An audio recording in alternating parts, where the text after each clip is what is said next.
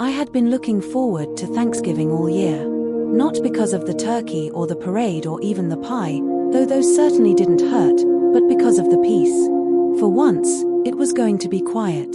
My parents had gone on a cruise to escape the November chill, my sister had flown to Vermont with her girlfriend, and my in-laws had decided to spend the holiday with cousins in Michigan. That left just me, my husband, and our 8-year-old daughter.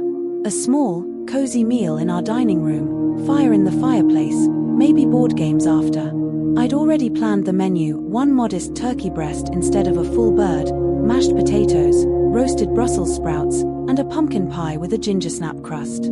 Simple. Manageable. Serene. At least, that's what I thought. The first sign of trouble came on Tuesday before Thanksgiving. My husband, who worked as a project manager for a mid-sized tech company, came home unusually buoyant. He kissed me on the cheek, dropped his bag by the door, and announced, "You're not going to believe how excited everyone is for Thanksgiving this year." I hummed absent-mindedly, chopping carrots for dinner. I imagine most people are. No, I mean really excited. Like, over-the-moon excited. He leaned against the counter, grinning as though he'd just pulled off a coup. Something about that smile made my stomach tighten. "Why are your coworkers' holiday plans relevant to us?" He hesitated a fraction of a second too long. "Well," he began, dragging the word out like a child about to admit to breaking a vase, "funny story, they don't really have any plans."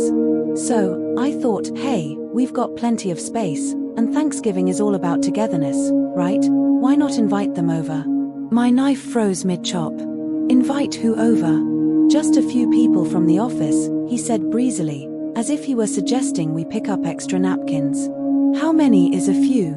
He rubbed the back of his neck, suddenly fascinated by the tile floor. 15. I turned slowly, the carrot still in my hand like a makeshift dagger. 15 people? You invited 15 co-workers to our Thanksgiving dinner without asking me? He raised his hands defensively. "I thought you'd be thrilled.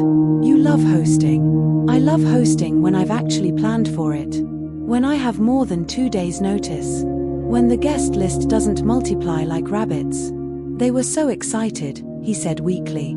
I couldn't say no. I stared at him, trying to decide whether to scream, laugh, or cry. "So instead you volunteered me to handle it." He offered a sheepish shrug, as if that might soften the blow. And that's when I decided, fine. If he wanted to surprise me with 15 unexpected guests, then he was going to get a surprise right back.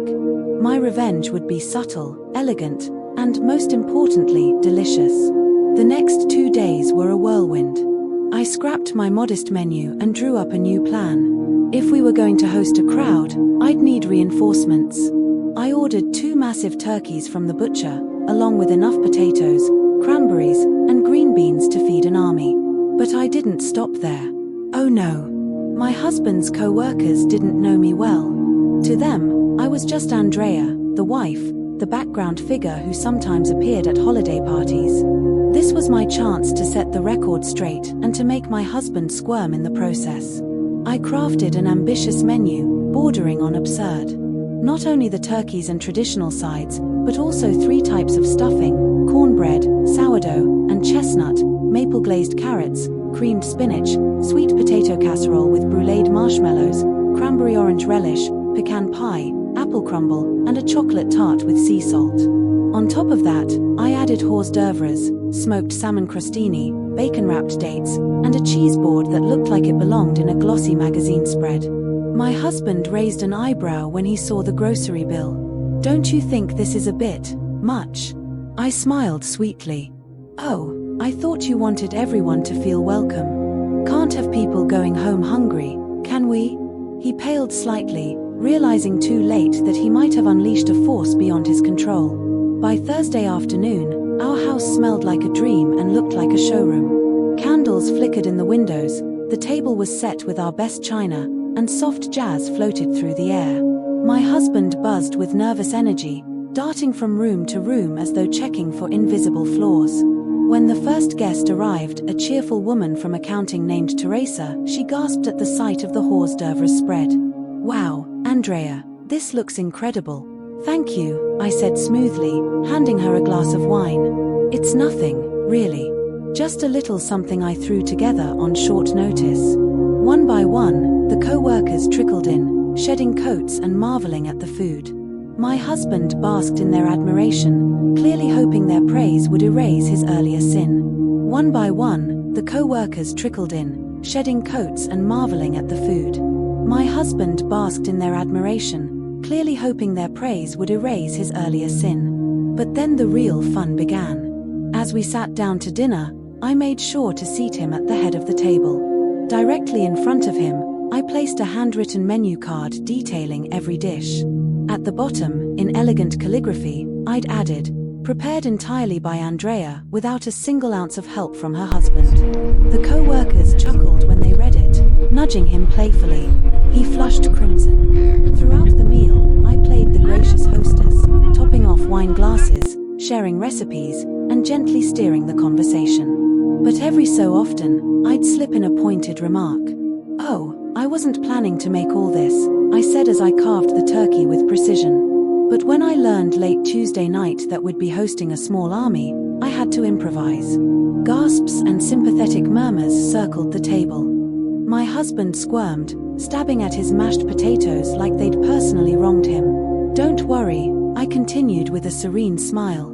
"I thrive under pressure." By dessert, the co-workers were singing my praises. "You should open a restaurant," one declared. "This is the best Thanksgiving meal I've ever had." I dabbed at my lips with a napkin. "Oh, thank you." But I couldn't have done it without my husband's contribution. His eyes flickered with hope until I added, "After all, someone had to invite you all here without telling me.